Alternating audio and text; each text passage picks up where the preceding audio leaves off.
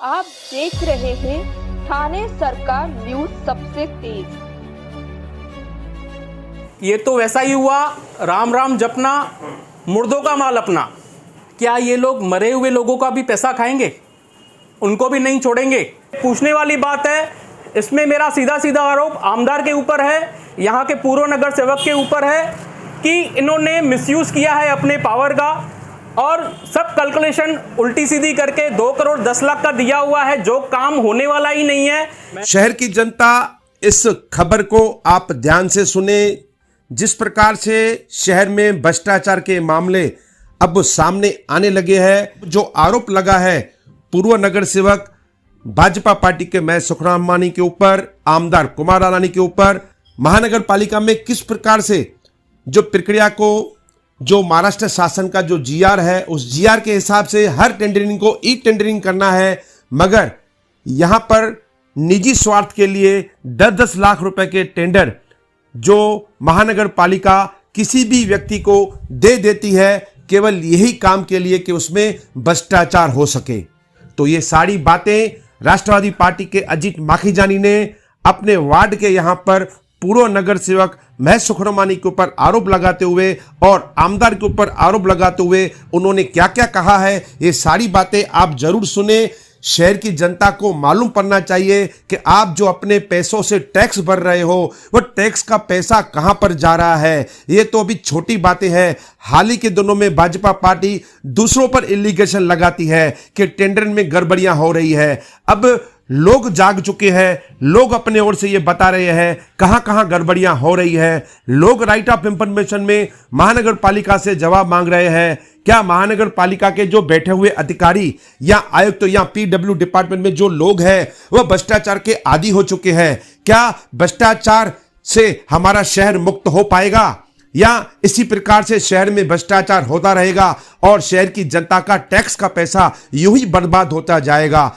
नगर सेवक जो आज नगर के सेठ बन चुके हैं, अपने तिजोरियों में माल भरते जा रहे हैं, आखिर शहर की जनता कब शहर का विकास देखेगी? क्या शहर की जनता इसी प्रकार से हाथ पर हाथ धरी बैठी रहेगी? क्या इसके ऊपर आवाज उठाने के लिए किसी को जरूरत है? सुनते हैं अजीत माखीजानी क्या कहते हैं इन मामला के बारे में। उन्होंने किस प्रकार से आमदार को पत्र दिया, महानगर पालिका को पत्र दिया, लेकिन ई टेंडरिंग का प्रोसीजर छोड़ के जो शासन का जीआर है, कोई भी टेंडर 2 लाख 4 लाख का अगर टेंडर देना है तो ई टेंडरिंग के माध्यम से टेंडर देना है, मगर 10-10 लाख रुपए के शमशान भूमि में 70 लाख रुपए का टेंडर दिया गया है, वह भी 10-10 लाख करके। इस संबंध में पूर्व नगर सेवक महेश सुखरमानी से हमने संपर्क करने के लिए कोशिश की, मगर उनसे संपर्क नहीं हो पाया। आने वाले दिनों में महेश सुखरमानी से संपर्क करके इस बारे में पूरी जानकारी लेंगे। मगर आइए सुनते हैं अजीत माखीजानी जो राष्ट्रवादी पार्टी से उनके पक्ष के हैं, वह क्या आरोप लगा रहे हैं पूर्व नगर सेवक महेश सुखरमानी और लाइफ स्पार्क कंपनी के ऊपर। सुनते हैं अजीत माखीजानी से। वार्ड नंबर 35 पैनल नंबर 6 में आता है। 3 साल से ये ऑफिस खोल के बैठा हूँ। जो ये वार्ड में पर्टिकुलरली या ये पैनल में फंड मिला है, उसका दुरुपयोग हो रहा है या सदुपयोग हो रहा है, वो देखने के लिए मैं पब्लिक के सामने वो रखता हूँ। पर लगा था कि 1 करोड़ 20 लाख के फंड स्वर्ण जयंती महाअभियान करके वो फंड महाराष्ट्र गवर्नमेंट के तरफ से आते हैं, जो आमदार साहब अगर रिकमेंड करेंगे तो वो फंड पर्टिकुलर मिलेंगे।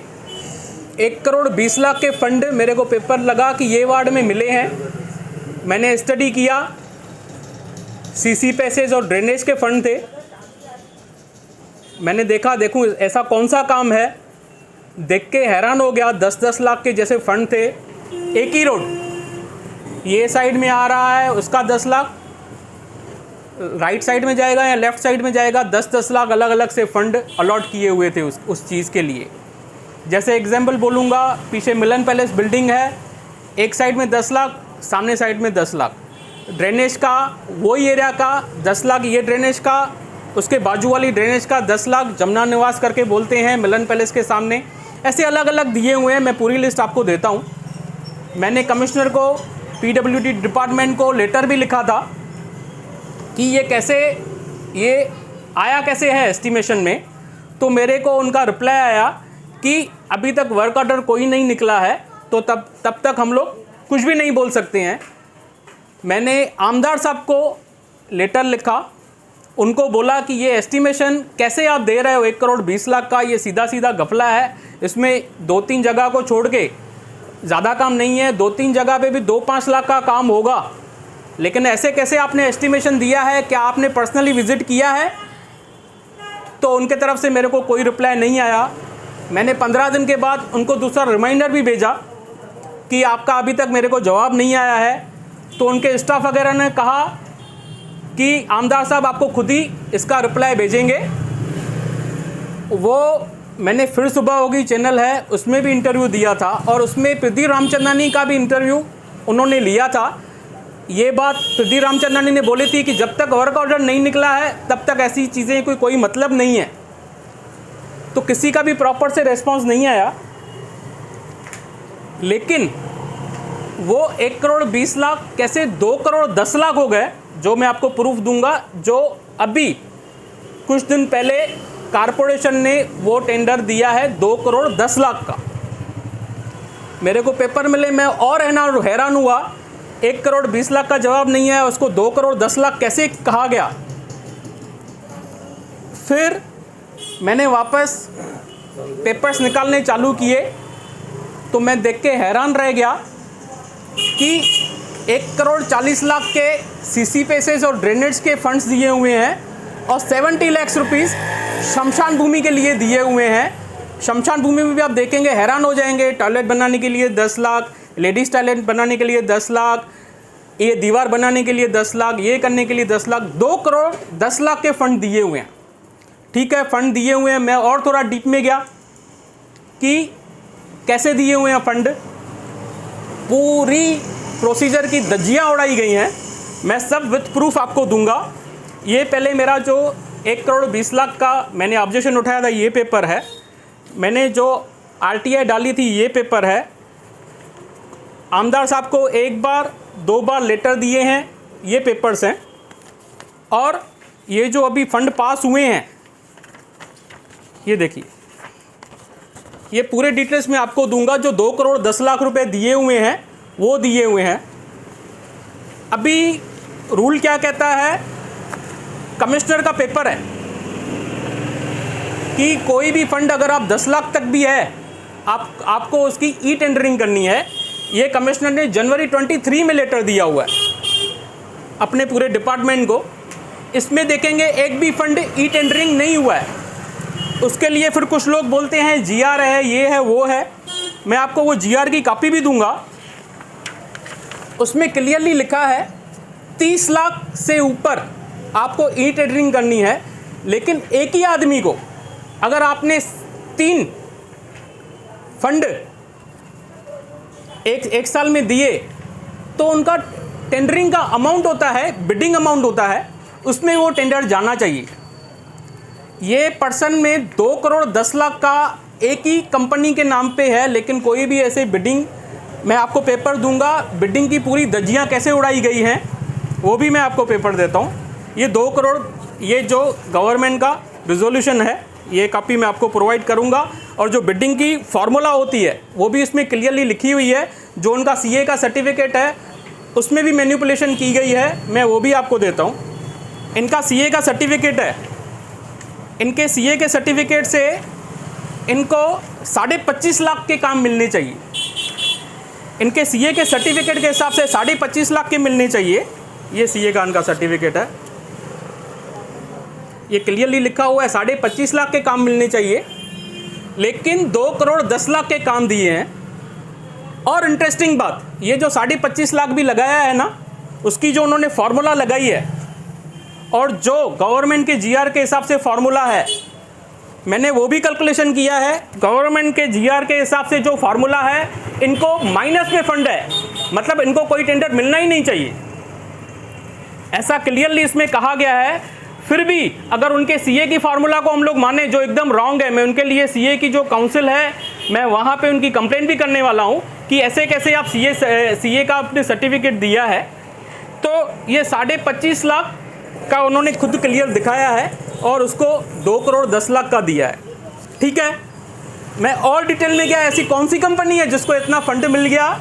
और जगह फंड देते हैं, ऊपर ऑडिट डिपार्टमेंट होता है, स्क्रूटनी होती है, जो पेपर्स की स्क्रूटनी करते हैं, मतलब उनका भी ध्यान इधर नहीं गया है, या तो वो मैनेज हो गए, ऐसे उनको फंड दिया गया है।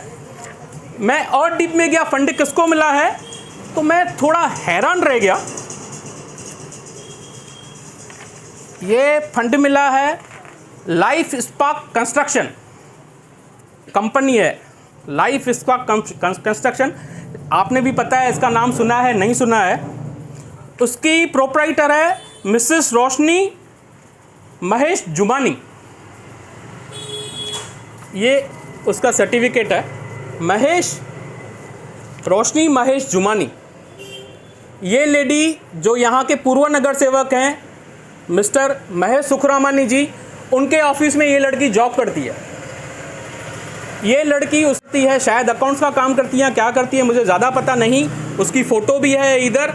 और ये लड़की उनके ऑफिस में जॉब करती है। उनके नाम पे 2 करोड़ 10 लाख के बोगस बिना प्रोसीजर किए हुए, पूरे प्रोसीजर को ताक में रखे हुए, इन्होंने ये टेंडर उसको 2 करोड़ 10 लाख का कैसे दिया है, ये पूछने वाली बात है। इसमें मेरा सीधा सीधा आरोप आमदार के ऊपर है, यहाँ के पूर्व नगर सेवक के ऊपर है कि इन्होंने मिसयूज़ किया है अपने पावर का, और सब कैलकुलेशन उल्टी सीधी करके 2 करोड़ 10 लाख का दिया हुआ है, जो काम होने वाला ही नहीं है। इसमें हार्डली देखने जाएंगे आप लोग तो हार्डली 30 से 40 लाख का काम होगा। मैंने आमदार साहब को पहले ही बोला, आप जाइए, पहले आप वेरीफाई कीजिए, अगर ज़रूरी लगे तो आपको दीजिए, नहीं तो आप मुझे बोलिए, मैं इंटरवेनर होकर ये काम करता हूँ। मैं अपने आर्किटेक्ट्स, अपने सर्वेयर लगाता हूँ, फ्री ऑफ चार्ज में मैं आपको वो सर्विस दूंगा। देखो, ये ऑडिटिंग और अकाउंट्स में हम लोग मास्टर हैं, तो हम लोग किसी की भी मिस्टेक कैसे पकड़ेंगे वो आपको समझ में आ जाएगा। अभी आप बोलेंगे ये लड़की महेश सुखरामानी के ऑफिस में काम करती है, आपके पास क्या प्रूफ है? इसका जीएसटी नंबर है, उसके ऑफिस का एड्रेस देखेंगे तो महेश सुखरामानी जी के ऑफिस का एड्रेस और ये लड़की के ऑफिस का एड्रेस सेम है, तो ये सबसे बड़ा प्रूफ है। अभी इसके बाद मैं आमदार साहब को बोलूँगा कि आपने जो पहले गलतियाँ की है, जानबूझ के गलतियाँ की है, उसको सुधारें। कमिश्नर साहब, आपका डिपार्टमेंट है, जो आप बार बार ये गलतियाँ कर रहे हो, हम लोग पब्लिक के पैसे हैं, अभय योजना लगती है या टैक्स लगती है, हम लोग मेहनत करते हैं, इधर वार्ड में एक एक लोगों से पैसे भरवाते हैं, और आप हमारे पैसों की ऐसी बर्बादी कर रहे हो, तो ये हम लोग होने नहीं देंगे। अगर आपने इसके ऊपर एक्शन नहीं उठाया, ये वर्क ऑर्डर का बरोबर से आपस में वापस रीस्क्रूटनी नहीं करवाया, तो मेरे को मजबूरन हाईकोर्ट जाना पड़ेगा, और फिर कोई भी एक्शन वहाँ से मैं कैसे भी करके कानूनी लड़ाई लड़ूंगा, और ये जो भ्रष्टाचार है उसको आगे होने नहीं दूंगा। और ये जो लेडी है जो महेश सुखरामानी जी के ऑफिस में काम करती है, मैं पूछना चाहूँगा, क्या उनको पता है कि आपके नाम पे ये सब बातें हो रही हैं, कि आपसे सिर्फ जिधर साइन लिया होता है वैसे लेते हैं, कि आपको जानबूझ के फंसाया जा रहा है? आपको ध्यान देना चाहिए। आपने एफिडेविट फाइल किया है, एफिडेविट में आपने क्लियर लिखा है कि इसमें कुछ भी गलत होगा, क्या होगा तो मेरे ऊपर कानूनी प्रक्रिया होनी चाहिए, ये पूरा का पूरा गलत है। आपको एफिडेविट का मतलब मालूम नहीं है, आपके ऊपर कौन कौन सी क्रिमिनल धाराएं लग सकती हैं, और ये गवर्नमेंट पैसों का आप मिसयूज़ कर रहे हो, गवर्नमेंट पेपर्स का मिसयूज़ कर रहे हो, आपको शायद पता नहीं है, तो आप जिनके ऑफिस में काम करती हैं पहले उनसे पूछ लें। मैं वापस कम्युनिकेशन कल से करूंगा, आमदार साहब से कम्युनिकेशन करूंगा। मेरा तो ऐसा भी बोलना है, आमदार साहब को शायद अभी इलेक्शन लड़ना नहीं है, इसके लिए वो ऐसे सब बातें कर रहे हैं, ऐसे लोगों को सपोर्ट कर रहे हैं जैसे मैक्सिमम से मैक्सिमम फंड्स का दुरुपयोग कर सकें। यहाँ पे डेड बॉडी को सुलाते हैं, उसके लिए प्लेटफॉर्म बनाना, उसके लिए 10 लाख रुपए, सिटिंग अरेंजमेंट का 10 लाख रुपए, सिटिंग अरेंजमेंट आपको पता है शमशान भूमि में कितनी रहती हैं, उसके लिए 10 लाख रुपए, शमशान भूमि का इंटरनल लोड उसके लिए 10 लाख रुपए, गार्डन, शमशान भूमि में जो गार्डन बनेगा उसके लिए 10 लाख रुपए। ये काम 2 नंबर शमशान भूमि के हैं, जो उन्होंने में उल्लासनगर 3 लिखा है, सब चीज़ों पे उल्लासनगर 3 लिखा है, जहाँ पे इन्होंने मिस्टेक की। मैं बोलना चाहूँगा, क्या ये लोग मरे हुए लोगों का भी पैसा खाएंगे? उनको भी नहीं छोड़ेंगे? ये तो वैसा ही हुआ, राम राम जपना, मुर्दों का माल अपना। पराया माल तो अपना कर चुके हैं, लेकिन मुर्दों का भी माल नहीं छोड़ते हैं। न जाने ये लोग किधर जाके हिसाब देंगे, ये इनको ये बात सीएम साहब को, देवेंद्र फडणवीस साहब को, सबको ये मैं चीज़ों के लिए लेटर लिखूंगा। मैंने पहले भी कुछ कम्युनिकेशन की है, मेरे को रिस्पांस आता है, लेकिन ऐसी बातें उल्लासनगर में हो रही हैं, ये हमारे लिए बहुत शर्मनाक बात है।